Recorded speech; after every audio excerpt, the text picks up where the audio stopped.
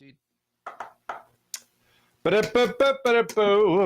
to the show, everybody. My name is Mark Farzy. This is the Farzy Show, presented by Steven Singer of Steven Singer Jewelers. Lovely to have you along for a ride this morning.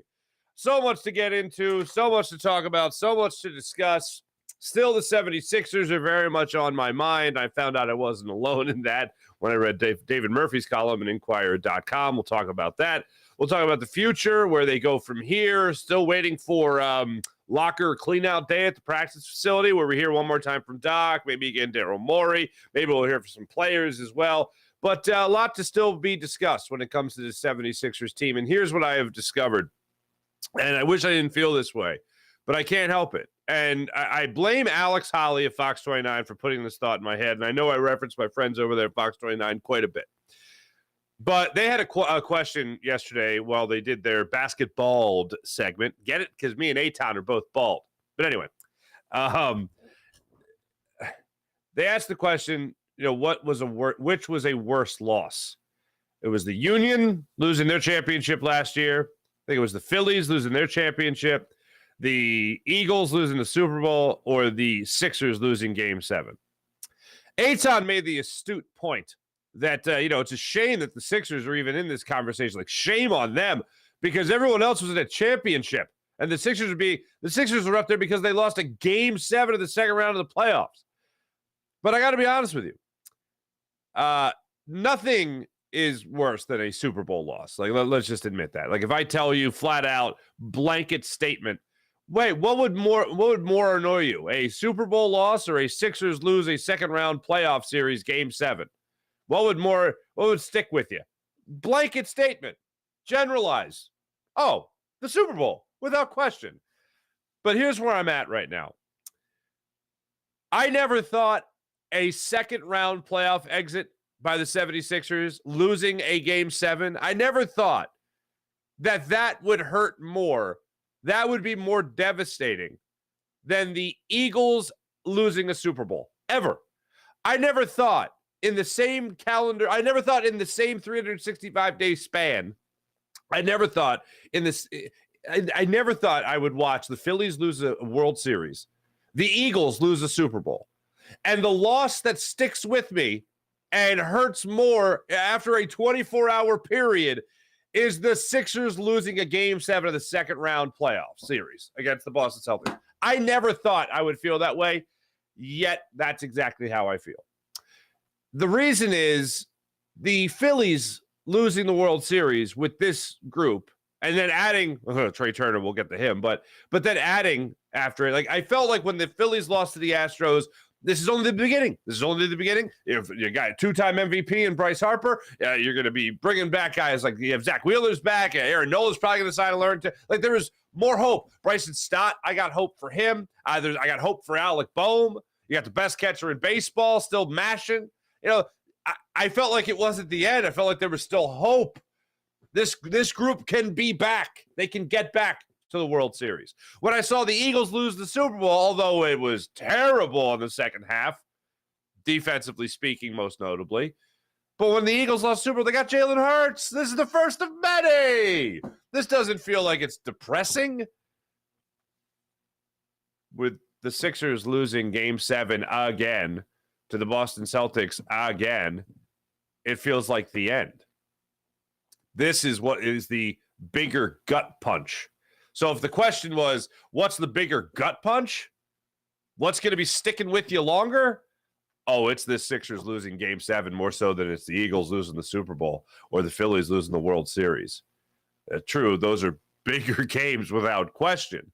But when you're talking about the emotional investment in what this whole process was, and you talk about another failed year of the process, I mean, it's without question to this point that it's a failure. I mean, it's not even a debate. The debate is how and why it failed. That's the debate.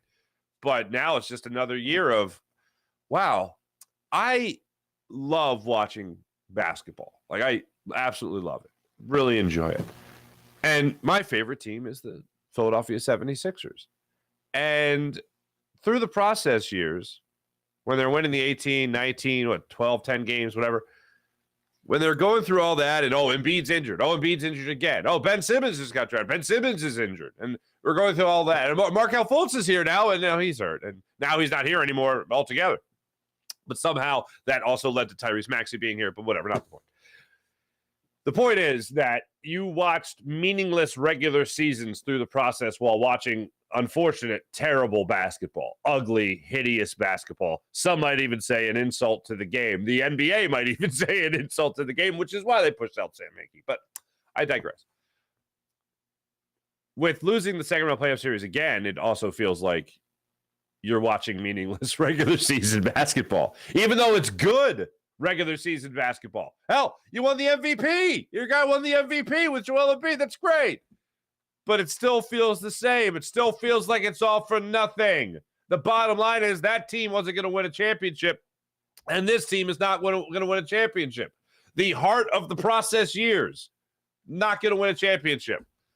What's supposed to be the fruit bearing years of the process. It's not. Where's the fruit? Haven't seen any fruit. And it sucks. So what I'm saying is you watch meaningless regular season basketball when you watch the process in the heart of the process. And now it just feels like another season ahead of you where if James Harden is back, if he's not back, if Doc Rivers is back, or he's not back, or if the Sixers have a mini retooling to maybe get 2 new members of their starting 5, if Tobias Harris is gone, if James Harden's gone, what's that going to look like? And even if you do get those guys back with Joel Embiid still here, you still have a chance to make it out of the first round of the playoffs. And then you know what that means? That means you have a chance to lose in the second round all over again. I told you guys, going into the playoffs, really going into the last couple of weeks of the season, what really matters here in this regard, what really matters with this 76ers team is convincing me that you can make it out of the second round. Everything else leading up to the second round of the playoffs. And now I'm just hopeful that they can even make it to the second round of the playoffs next year. But everything that leads up to the second round of the playoffs, that's just entertainment. That's just entertainment. That's why in the first round, I was bored against the Nets. They did exactly what they're supposed to do against the Nets. Good for them. And then in the Celtics series, they exceeded some people's expectations. They didn't lose in 5 or 6 games. They lost in 7 games. They had an opportunity at home to close out the series, and they choked it away. And they choked it away because their MVP came up small. The 2 things Joel Embiid said after Game 6 and Game 7, those 2 statements that he made. One, after the Game 6 that I mentioned yesterday, the idea of, as a big, it's hard for me to go get the ball. How did you become the MVP then? How did that happen? Deferring to your teammates? Deferring to your teammates' wishes of, no, I'm just going to dribble around and try to dribble, drive, penetrate on my own. No, you demanded the basketball. You got the basketball. You went and got the basketball. And then the obvious, we can't do it alone. Yeah, that's not the question anymore. The question is, can we do it with you? That's the question now. So listening to all this fallout and trying to put it all together, it just sucks. And I know I got some national guys that Woj, one of them, Ramona Shelbourne being another, talking about the future of the 76ers team and where they go from here. And I'm looking forward, believe it or not, to just hearing what they have to say before we don't see them for a long time. I want to hear from Doc Rivers again. I want to hear from Daryl Morey again. I even want to hear from Joel Embiid to see if he's going to walk back any of the comments he's made. But I'm still in the same spot I was yesterday as far as, kind of where do we go from here? I'm still in the same spot as everything's on the table. And I was asked this yesterday on Fox as well, but when it comes to the future of this franchise, everything's on the table. Last year, you would have been yelled, screamed, belittled. You don't know basketball. You're a casual. If you would have said anything along the lines of, well, maybe you listen to offers for Joel Embiid. Not you trade Joel Embiid, but just if the phone rings, you're answering it type of thing. And that's all I'm saying. But this year, if you say that, it's like, yeah, I see that. It makes sense. He'll be 30 next year. He's not going to get any better than he is right now. You're trading him at a pretty nice clip there as far as what he could still give another team for the return on the investment. Yeah, I'm listening to offers. I might not be pushing him out like some people might want to do. But if I get the right offer, yeah, okay, let's have a conversation. Let's see what more I can get out of you. As far as James Harden goes, I'm done. Don't want him. as far as Doc Rivers goes, it sucks, but this is the way sports work sometimes. I think Doc Rivers had his best season as the 76ers head coach. I think Doc, but without question, had his best season as the head coach of the Philadelphia 76ers. Probably gone. I wasn't sure if they'd do it or not, but the look of it is not good. One national reporter did go along with something that I said yesterday. My gut feeling, they're reporting, but my gut feeling was that if James Harden's back, Doc is not. And if Doc is back, James Harden's not. But that doesn't mean that both of them could also be gone. If you're the Sixers, you might just want to bring in somebody fresh. You might want to bring in a new voice, somebody that some of these guys are familiar with, like Monty Williams, who they knew for a long time here as an assistant in Philadelphia. There's a lot of things that could go on here with the 76ers' immediate future. And I look forward to see what is said at clean out day, more or less, if anything is said. So I look forward to at least hearing and getting more information as far as that goes. But this 76ers squad, with this loss, definitely has me in the feels. And I don't get like this often. I don't get like this even a little bit. In all honesty, it brings me back to the days I had, posters of these guys on my bedroom walls as a kid. But I'm far from that now. But the Sixers did a great job of just putting me right back in that position. And God, it sucks. It sucks. We also got some Phillies things to get into today. The Phillies lost their opener in San Francisco to the Giants yesterday, 6-3. If you were sleeping and missed the game, the Phillies allowed 6 unearned runs. 6 of them. 6 unearned runs in the second inning. The Phillies had an opener yesterday. Connor Brogdon came in with the intent to get 3 outs to open the game for Bailey Falter. I think the idea of an opener is baseball, even in as common as it is in baseball now. It's the thing where baseball thinks too much. Like, just take it easy. All right, just have a guy come out, start the game, have the goal of him going 5, 6, 7 innings, if I could be so bold, and then you just see how it goes from that point on. The idea of an opener is like, no, hold on a second. I got an idea. What if we had somebody pitch before the starter? Well, then what would the starter do? Well, hold on a second. Hear me out here. The starter starts after the opener. So he's not really starting then. You have another guy starting, but you just don't want him to pitch longer? How does that make any sense? No. Trust me. Just see how it works. It's something that I know Gabe Kapler has done. I know it's something that Dave Roberts has done. I know it's something that a lot of managers have done. I know that they've done it in Tampa and all that stuff. And that's fine. But for whatever reason, it's not a Philly thing. And I don't mean like it's not a Philly thing like Phillies or the city of Philadelphia. I mean like it's not a Philadelphia Phillies thing. Connor Brogdon did not look comfortable, even a little bit. And even the fact that you tried it, it failed. You had to bring in Bailey Falter anyway to get out of the first inning. So he just didn't get you 2 outs. That's all that happened. And then he goes out there in the second inning, and this is what, oh, good Lord. I don't know, spare yourself, but I'll just try to explain it as best I can. Bryson Stott couldn't catch a baseball. Nick Castellanos couldn't catch a fly ball to right field. And I just got done praising Nick Castellanos for being amazing in right field, dating back to the World Series, how he's played this year with leaping catches against the wall, robbing a home run in Houston, sliding catches again this year, getting great beats on baseballs, getting great jumps on the ball, reading the fly balls, great, all this great stuff. And then yesterday, there's a fly ball hit to him in the second inning, and he can't catch it. Bryson Stott gets an opportunity for a force out at second. Trey Turner fields the ball, throws it to Bryson Stott. He drops it, his first error as a second baseman for the Philadelphia Phillies. It was a dreadful game yesterday. There was a ball hit just past Edmundo Sosa. The Trey Turner couldn't field. It was an ugly game for the Phillies. And if you missed it, you did yourself a favor. But they lose 6-3. Alec Boehm, hey, top of the second inning, he got a 2-run home run. Phillies are up 2-0. They escaped that first inning, by the way, unscathed. They go into the top of the second inning. Alec Boehm steps up there. He gets himself a 2-run home run. You're up 2-0. You go to the bottom of that second inning, 6 unearned runs. The Phillies said, hey, San Francisco, take these. Here's 6 runs. They're all yours. Enjoy yourself. It was a terrible game. Nice to see Gabe Kapler, though. He's still presenting beautifully. I believe he got a hand tattoo. I got a hand tattoo. Just, my hand tattoo. Anyway, so that all took place yesterday. Also, Jeff Hoffman, Phillies might have themselves a nice bullpen arm. 98-mile-per-hour fastball and get out of the seventh inning, I think it was. Not too bad, bud. Not too bad. Gave me a couple innings yesterday. It was beautiful. Nice to see that from a bullpen arm, especially now they're going to be looking for a lot of guys out there with Jose Alvarado still on the mend, hopefully back in a couple weeks. But it's a lot to get to and a lot to digest from last night's Phillies game, and we will certainly do that. Some Eagles conversation. We'll have some Eagles conversation as well with what's going on with the Eagles as well, as far as mini camps and as far as training camp and just getting ready for the Eagles season as well. So we'll get to all that and more on today's program.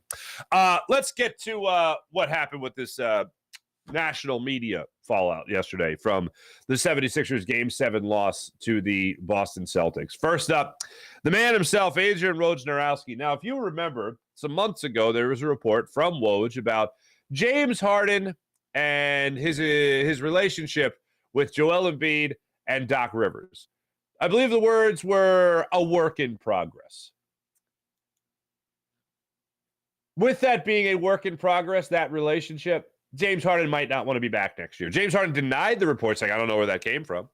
But Woj has stuck by that on now two different occasions. Once later in the season, and then once yesterday when he was on Get Up.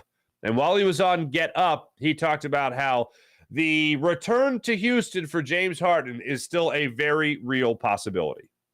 Houston's a very real possibility for Philadelphia's James Harden in free agency. They've got, upwards of $60 million in cap space. They want to be much better next season. And listen, James Harden certainly pushed his way out of Houston when he felt he had reached the end of the line there as a contender, and got to Brooklyn with Kevin Durant, Kyrie Irving. Obviously, that did not last long. Daryl Morey had always targeted to try to bring Harden to Philly. He got him there. And now, with free agency upon him, I think for the Sixers, they've got to decide how much they would want to invest long-term in James Harden at his age, where he's at. It may ultimately just be a leverage play for James Harden. Houston may be his way to get him the kind of guaranteed money, long-term money he wants in Philly. But I wouldn't underestimate it as just a leverage play. I think he's very serious about returning. And Philadelphia now, they have strong relationships in that organization from Daryl Morey, starting with him in their front office. It's going to really be an interesting couple months. I know it's a player option here. I don't want him back. And that sucks as a player option because he could be like, yeah, sign me. Money, please. All right. I don't want any parts of James Harden in the future. And I don't care what that means for the next step. I really don't. I really, the free agent class isn't great by any means. You're going to have to make trades here. But here's what I'm hoping. And I think this is what everyone's hoping. If Daryl Morey and James Harden have this amazing relationship, I would hope that Daryl Morey can persuade, if even needed, James Harden to say, all right, man, hey, look, player option, just decline. Let's move on, please and thank you. That's obviously not going to happen if Houston can't pony up the money. Now, they could win the lottery tonight, which would be great. And they could really feel like, oh, maybe if we get James Harden here, we could really turn things around, Draft lottery tonight. So when it comes to the idea of James Harden leaving, I am all for him leaving. And when it comes to the relationship with Daryl Morey, as much as I'd like to say Daryl Morey could wave a magic wand and say, look, you don't want to be here. It's run its course. We can't afford to pay you what you want to be paid anyway and still have a chance to compete. So why don't you just go down to Houston and enjoy yourself there with all the investments you've made, with all the in the community, all the investments that you made. Why don't you just ride that out down there in Houston with an opportunity with a young team around you to grow.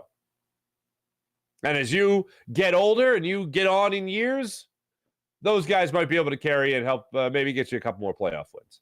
But I think it's over for James Harden as far as the idea of him winning a championship. I mean, he's not going to win here.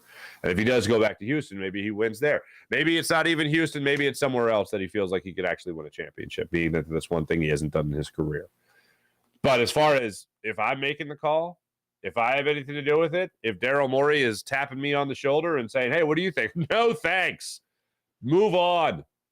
Hey, what do you think about the offers for Joel Embiid? Listen to him. See if you get anything great. Certainly don't give them away. Because I don't, here's the conundrum.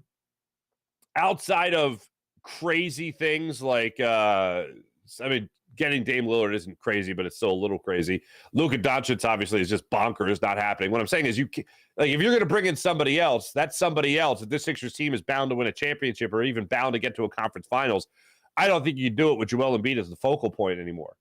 You have to do it with somebody else as your consistent scorer. I would also love to wave a magic wand and say, oh, that could be Tyrese Maxey. Tyrese Maxey could be Dame Lillard. Tyrese Maxey could be Luka Doncic. I want that to be true. I'm going to continue to pray that that's the case, but I don't think it comes to fruition. And I love Tyrese Maxey, and I don't want to doubt the guy, but saying he's going to all of a sudden jump to be another MVP caliber player on this team, I think that's a bit of a far cry. But I think what we have learned throughout this entire process, and I don't necessarily mean the process when I say it, but when I talk about just what we have learned from watching the last 6 years of basketball, is that I think Joel Embiid needs somebody else. And I don't just mean he needs somebody to help. No, he needs somebody else to take the brunt of the work. And I think Joel Embiid can still dazzle in the regular season. But, man, when it comes to playoff time, you need somebody else to step up there and be that killer. And I think that's what Tobias Harris was talking about when he was talking about that, mental toughness of having the fortitude in a playoff series to dig down deep. And I think Joel Embiid did that in Game 4. And that's what P.J. Tucker was trying to get out of him. But I was having this conversation with somebody yesterday. I know it's crazy to some people that professional athletes sometimes need a head coach or a coach or a teammate to get them motivated. Like in an 82-game regular season in the NBA or 162 games in Major League Baseball, you need somebody every once in a while to give you that little extra added motivation. Like you can even wear on yourself to the point where you're tuning yourself out. And it's just, I know, I got to try my hardest here. And it's like, no, you got to try hard. And somebody else gets in your face and it elevates your game, whatever it might be. Or somebody else just knows that button to push on you that'll just get you going. It'll get you agitated enough to play at the highest level you know. There is no greater motivation to an athlete. There should be no greater motivation to an athlete than Game 7. You know what's through that tunnel? You know what's out that locker room door? You know what's down that tunnel? You know what's waiting for you on that court? Game 7. There should be nothing more that needs to be said. There should be no P.J. Tucker in your ear during a Game 7 to be like, you remember this is Game 7. Like, there's none of that. And the fact that Joel Embiid put in that performance in this Game 7, like, we're talking about legacy-defining games here. We're talking about you either cement your legacy as a loser in the playoffs, or you break through that brick wall in front of you, and you get to, oh my God, this guy could get to a conference finals. This guy can make it to an NBA finals. This guy can win a championship. And what I saw from James Harden, what I saw from Joel Embiid, it didn't look like that tandem together was going to do it. Like what they ultimately need is somebody to come in here and be the star. Like it can't be Joel Embiid anymore as far as him being the clear-cut star of the team. You need someone else to come in here and be like, wow, I mean, Joel Embiid's great, but this star, like, yeah, what this guy's doing is off the charts. I don't know who that guy is. I don't know if he's impossible. And that's the reason why this 76ers loss, as I said earlier in the show, this is why I'm taking this loss harder. That's why this loss has hurt me and hit me different than watching the Phillies lose the World Series or watching the Eagles lose the Super Bowl. It would take a lot to get somebody to that point, the point that I'm at right now, and I don't think I'm alone in feeling this way. The other teams still have hope. The Sixers, no, I don't have hope because I don't know how they fix it, and I don't know how much different this team is going to look. And the other part of it is they could run it back, and they could run it back and be worse. And if they run it back, it'll make you feel like you already know the end of the movie. I've already seen this before. I know how this is at. Even if Monty Williams is here, even if Nick Nurse is here. Mike Budenholzer. Even if any of these guys are here and it's not Doc Rivers, I still don't feel great. I don't feel great about what comes next for the Sixers squad. So that was Adrian Wojnarowski on the future here. Houston could be part of the play. Houston couldn't be part of the play. He could be serious about Houston. He could also not be serious about Houston. Here's the bottom line. Houston's on the table. And with Houston on the table, I'd like to serve them James Harden as quickly as possible. I'd like to know the end of that story. Similar thing here with Ramona Shelbourne, and she goes down the same avenue here as far as Doc Rivers, Joel Embiid, and James Harden, as far as what that relationship looks like going forward. So this is kind of the first thing on the Sixers docket for the offseason to decide what to do with those, as Marcus Hayes put it, big three of the 76ers. Joel Embiid, James Harden, Doc Rivers. Here's Ramona Shelbourne on that future. You have to start with the decision. Do you want to move forward with James Harden and Joel Embiid as your pairing? Is this your superstar pairing moving forward? Because James Harden can become a free agent, which means that you have to decide if you want to give him a 4-year contract. You want to lock this in for the next 4 years.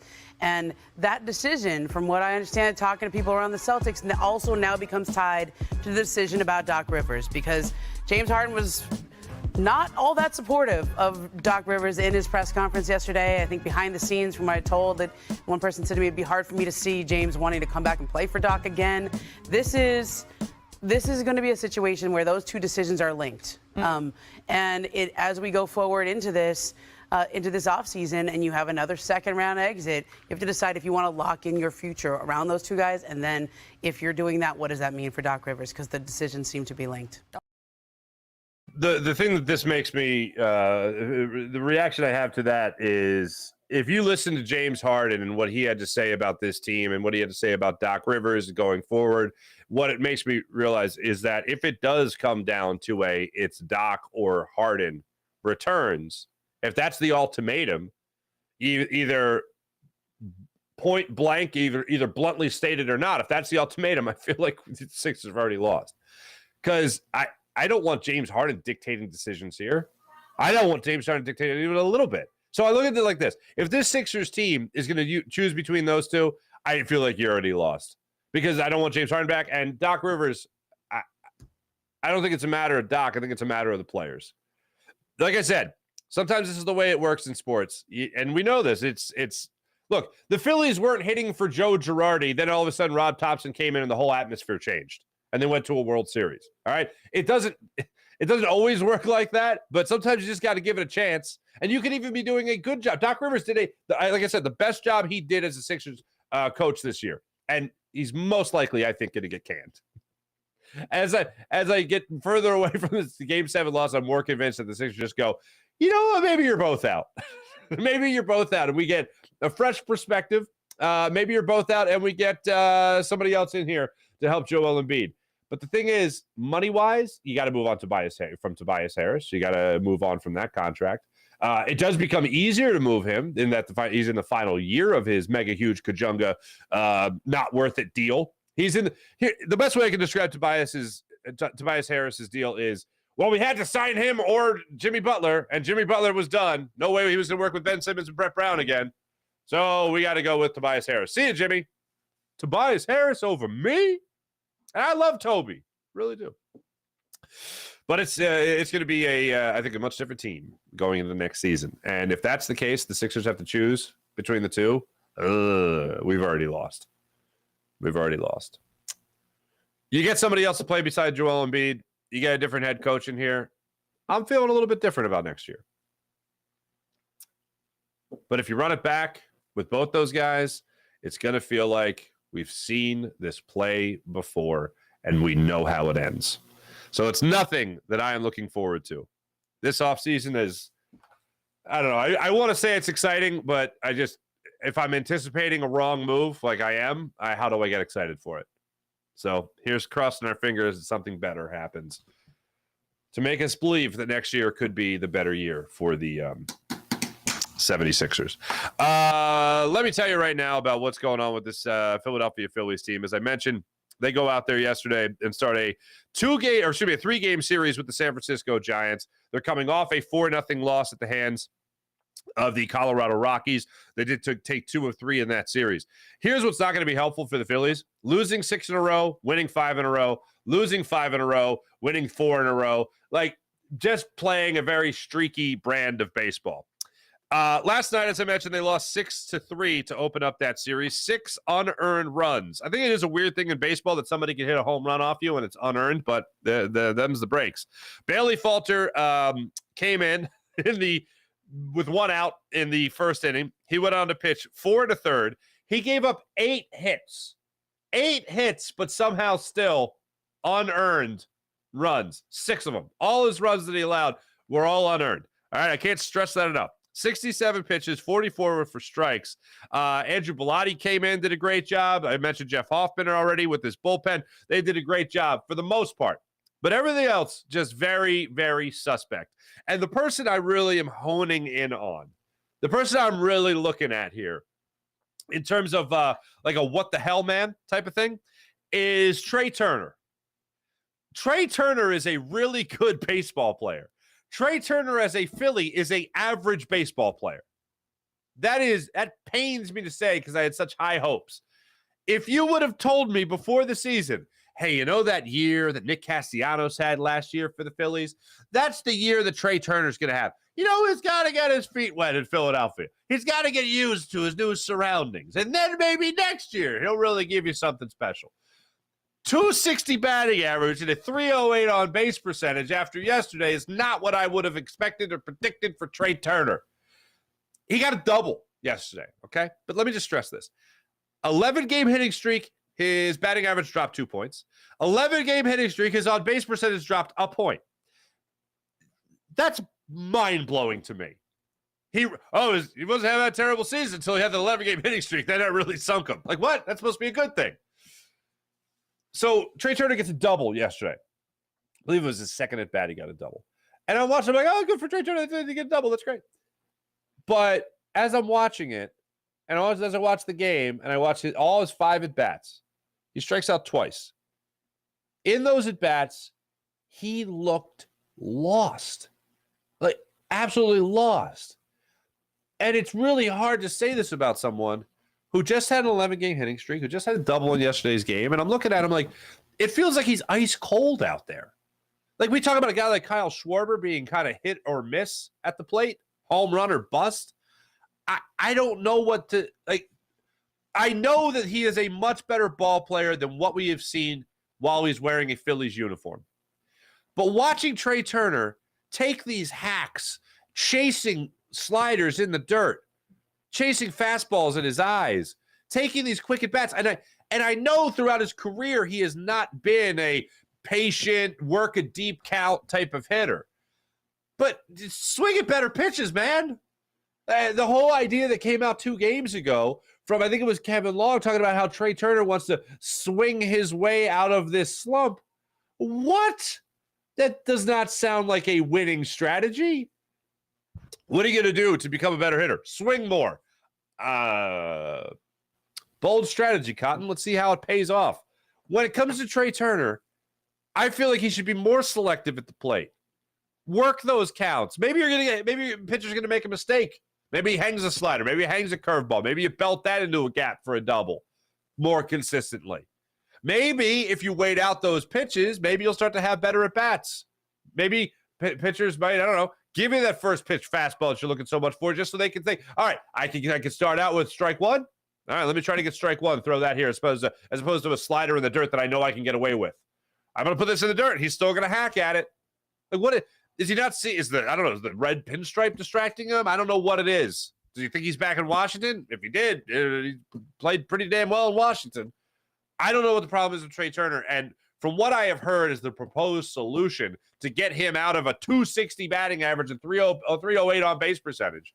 What I have heard as the solution does not sound like a solid plan to get him out of it. Because you're watching guys like Bryson Stott hit consistently. I know yesterday was a 1-for-5 day for him as well. Bryce Harper got another hit for you. He's batting 326. It's still bonkers to me. Nick Castellanos took the collar yesterday, unfortunately 0-for-4.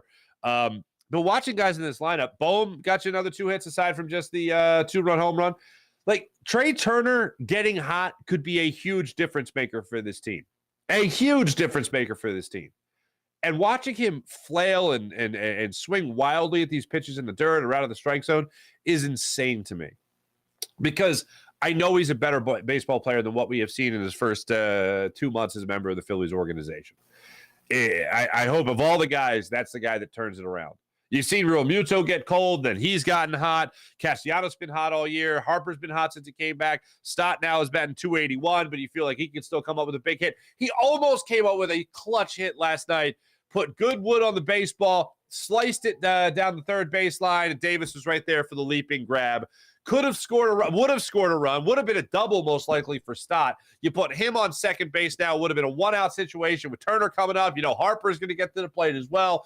Could have been a totally different ball game. They could have still been playing. They could have tied up the game for all we know. But with Turner at the plate, I don't feel like that big hit is coming. You talk about hope. I don't. With him at the plate, I'm just like, oh, God, don't swing at the outside pitches. Don't swing at the balls in the dirt. Like, that's what I'm thinking when he's up there. Not, I hope he gets on base and we watch him steal. Oh, I hope he puts one in the gap and he gets a triple. You know, it's a place like, I don't know, what the hell is it now? It's not Pac Bell, obviously, anymore. It hasn't been Pac Bell for years, but a place like San Francisco Giants Stadium. I don't even know. AT&T Park, whatever the hell they call it now. I just feel like, you know, this guy could be running all over the bases, especially the cavernous stadium that place is. And so far, not the case. So, frustrating loss, unfortunately. Yesterday, as you would assume, Rob Thomson did address the media where he was asked about that awful, hideous second inning where the Giants were gifted all 6 of their runs. Here is Rob Thomson on the loss yesterday and what went wrong in that 6th inning. Really, the key was the force out at second base. You know, Stotter's been playing so well, it just popped out of his glove.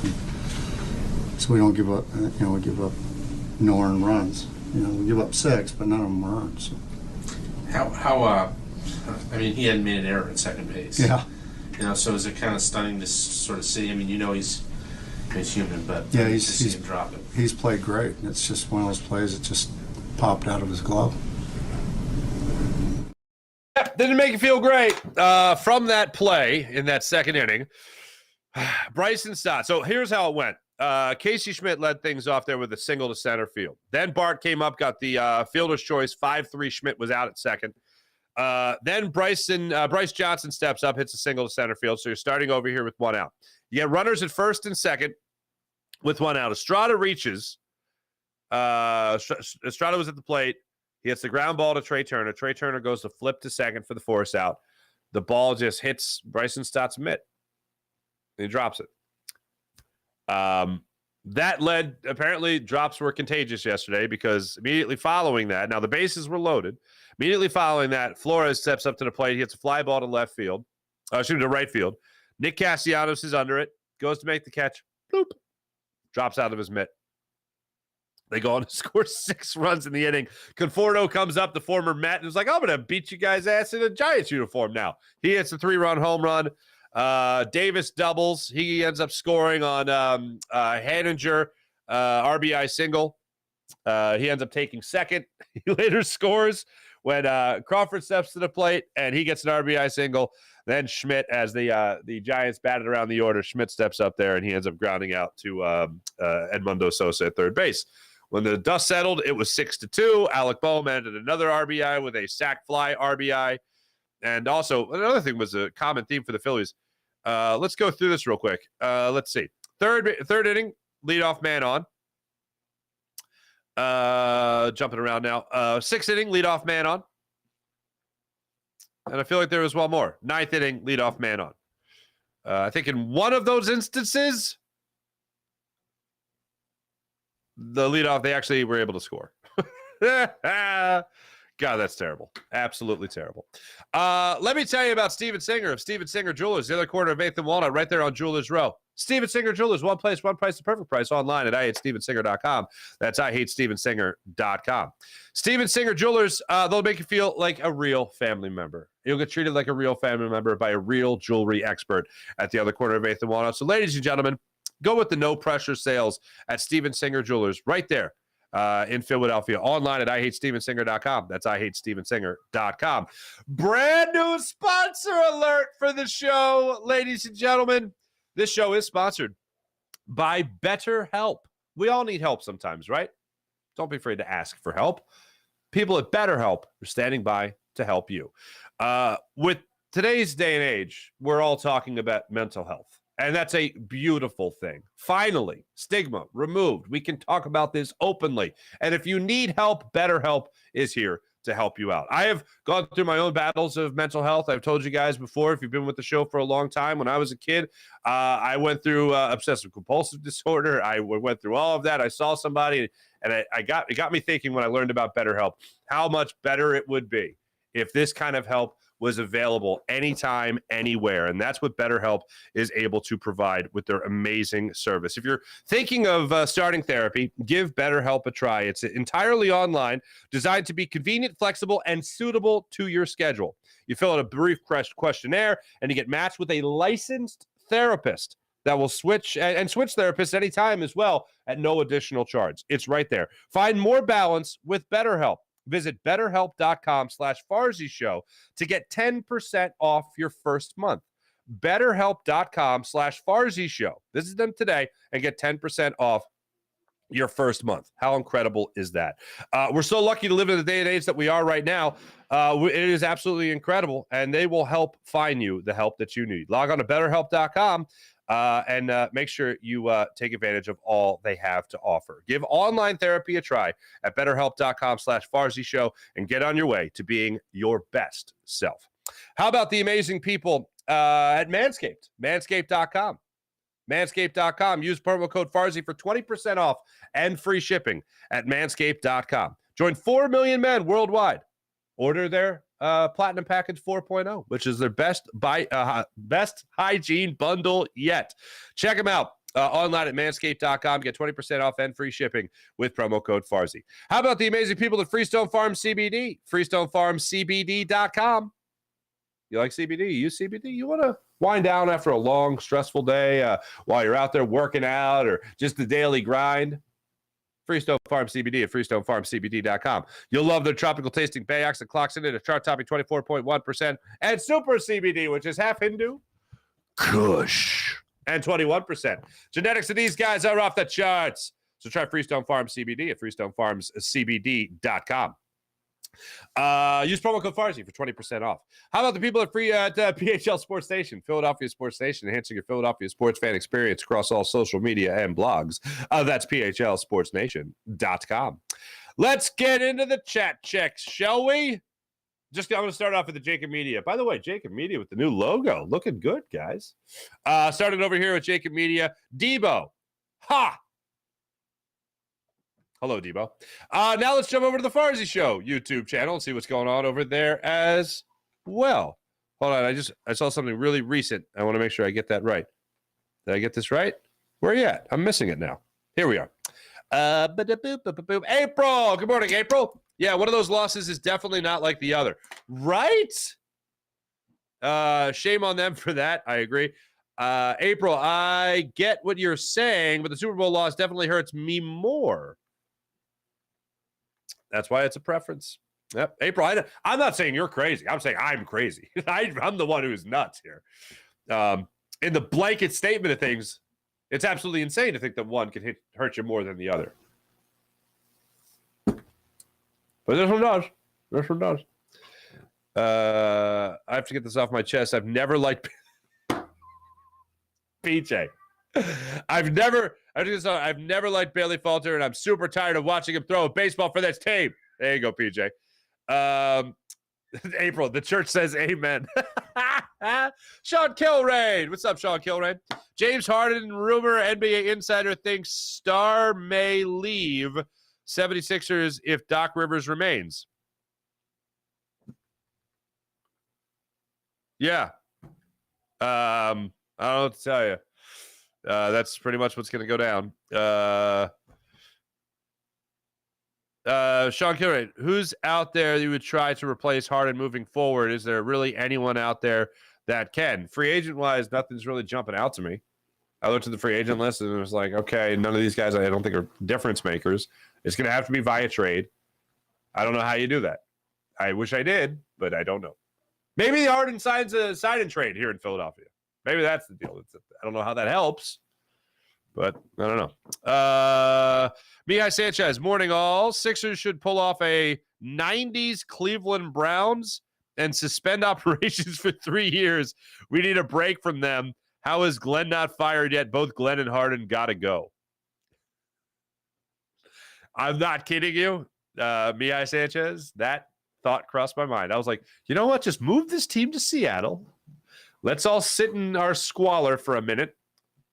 Let's watch the Flyers rebuild. Hopefully a deep playoff run with the Phillies. Let's watch the Eagles obviously do what they're supposed to do. And then, we'll just come back to the Sixers later. There you go. We'll bring back the same. How about we can't do the Warriors. Maybe we'll just call them the Nationals. No, you don't want to do that because of Washington, but they were the Syracuse Nationals and became the Sixers. Whatever. Yeah, it's a tough call. Sean Gillespie, what's going on? Duck Tobias Beard goodbye. That sums it up. So Duck Rivers, Tobias Harris, and James Harden all gone. It's quite possible. Mihai Sanchez, also Bailey Falter is the worst pitcher in baseball right now, and I thought Castellanos finally figured it out in the field. Unfortunately, that's the result of not developing homegrown outfielders. I am still all good when it comes to Nick Castellanos. You're going to have games like that. Unfortunately, he shouldn't have drops like that of all things, but he had a drop like that. And other than that, he's been great. The guy that I am done seeing in the outfield, oh my God, especially playing in that field, Kyle Schwarber in left field has been a butcher this year. An absolute butcher. Him, he's been as bad as we thought he would be coming in as a Philly last year. Last year it wasn't terrible. This year, terrible. Nick Castellanos has been 1,000 times better in right field, exceeding expectations. And then he drops the ball yesterday, literally, and it makes us all feel like a big bunch of idiots. Whoa, Simon Muzziotti. That is a name. I have seen that name before. He's hitting 3. How old is he? Simon Muzziotti. I wonder how old he is now, because he's been around a minute. How old is this man? Oh, he's only 24? Who the hell am I thinking of? Phillies, where's his contract status? Obviously, it's what? Debut. Where is? Okay, this does not help me even a little bit. Trying to find his when the Phillies signed him at what age? It feels like he's been around for a while, but anyway, 24 years old ain't bad. Bats left. Can play center field. Can play any outfield position. Okay, you may have sold me. 388 with a 424 on base percentage. 3 home runs. Okay. You have my attention. Thanks for bringing him to the table. Where you at? Oh, PJ, you said that. I was looking at it like, but no, yeah, I'm in. I'm game. Duck history alone is just a testament of his limitations. Sean Gillespie, I don't disagree. But in this series, I didn't feel like Doc was the problem. Your players came up insanely small. And I know, Doc should have his players ready. Yeah, I agree with you, but it's game 7. Doc, James Harden and Joel Embiid need to get ready for game. They need an outside influence for game 7. That tells you a lot about the players that they are. No 6s and definitely no 70s. All right. Gabriel, what's up, Gabriel? Gabriel S. Guerrera? I think I said that right. Do the Phillies take a chance on Abel? Falter's got to go. I'm up for any. Here's what I don't want to see again. I would rather bring Abel up, see what he's got, than see Connor Brogdon start another game. Open another game. That ass-backwards way of playing baseball, I have no desire to see ever again. I have a disdain for it. I hate it. So, yes, if you want to go with somebody else and bring him up and see what he's got, then by all means, have at it. God. Travis, Ben Simmons shows he still got Philly feelings. Get back with the Philly X. No, please don't get back with the Philly X. Travis, here's what I will say. And I said this yesterday, but I just enjoy saying it, so I'll say it again. After Ben Simmons posted that picture of him watching the Sixers lose in the playoffs, he immediately passed the remote to Thibault. Yeah! Anyway, sorry.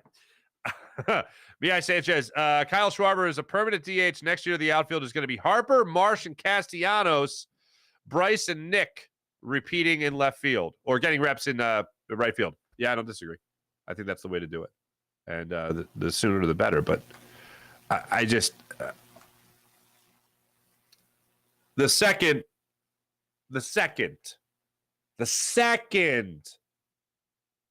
that Rhys Hoskins went down in spring training, I would have had Kyle Schwarber at first base. He doesn't want to play it. He said he wasn't good at playing it. He's talked about it during in-game interviews, which are very much a thing in Major League Baseball in primetime. And for whatever reason, he wasn't good at it.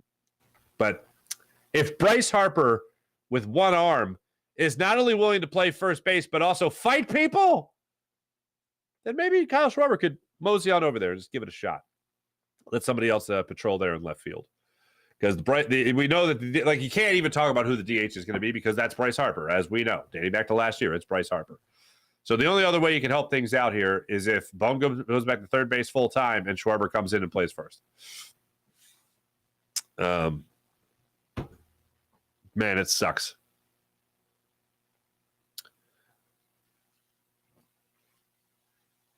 Oh, boy. Thanks, everybody in the chat. You guys are great, as per usual. Mint Diggity over on the Jacob Media YouTube channel. Sixers team is so easy to hate, very unlikable, unreliable losers. Okay, you're not far off. You're not far off. But here's the reason why I think they're so easy to hate. Because they haven't achieved their potential. They've underachieved every single year. Like, the MVP is nice, but the MVP is only nice if you make it to at least a conference finals or an NBA finals. The fact that we can look back on 2001 as the MVP season that it was for Allen Iverson, it was that he was the All-Star MVP, he was the regular season MVP, and he took his team to the finals. And they lost to Kobe and Shaq and Robert Horry at corner three hitting son of a... Anyway, they lost to those guys. And it was a historic run. It was an incredible run, and the Sixers had an incredible season. They started out 10-0 and never looked back. So you look at this team, and it's like, okay, you look back on the MVP season, and instead of the MVP season like we look at with Allen Iverson, like, yeah, he was the MVP that year. It was great. And not only him being the MVP, but Larry Brown, Coach of the Year, Aaron McKee, Sixth Man of the Year, Dikembe Mutombo was the Defensive Player of the Year. You had all those of the year guys, and they lost. But still, it was a great ride. It was a great season. With this Sixers team, with Joel Embiid winning the MVP award, you look at it and go, yeah, Joel Embiid MVP. And you like roll your eyes. I have never seen people so quickly, and Jim, this goes to your point yesterday, PJ. This goes to your point of seeing people turn so quickly on an MVP. I've never seen people not only just turn on Joel Embiid or turn on an MVP, but also go back to retroactively concede a point that Jokic is better. Now, he's in another conference finals this second. He was also in the Western Conference Finals in the bubble. But I've never seen so many people like, oh, by the way, your Joker's better. Definitely, I don't know what I was thinking. To anybody in Boston, if I've argued with you about the Sixers, or to anyone in Denver, if I've argued with you about the Nuggets, you were right. You were absolutely right. Anna Horford, you were right. Unbelievable. This is the state that we're in. Yeah. Thanks to everybody in the chat. You guys are great, as per usual. Tomorrow, we can't get into the Eagles today, but no breaking news surrounding the Eagles, so nothing pressing as of the moment. We've talked about Sean Desai and him becoming the Eagles defensive coordinator, him addressing the media. We talked about that last week, but it is just I am eagerly awaiting minicamp. I am eagerly awaiting training camp, and I'm eagerly awaiting to see if anything else happens with this Eagles team in the offseason. And hopefully the Phillies will give us a nice little run. I tuned into the Phillies last night. hoping, start healing from the Sixers loss, and it was just salt on the open wound. Salt on the open wound. Thanks for watching. Thanks for listening, everybody. Much appreciated as per usual. My name is Mark Farzy. This is the Farzy Show, presented by Steven Singer of Steven Singer Jewelers. Everyone on Jacob Sports YouTube channel, thanks for joining us. Everyone on the Farzy Show YouTube channel, thanks for joining us. And everybody on the podcast, thanks so much.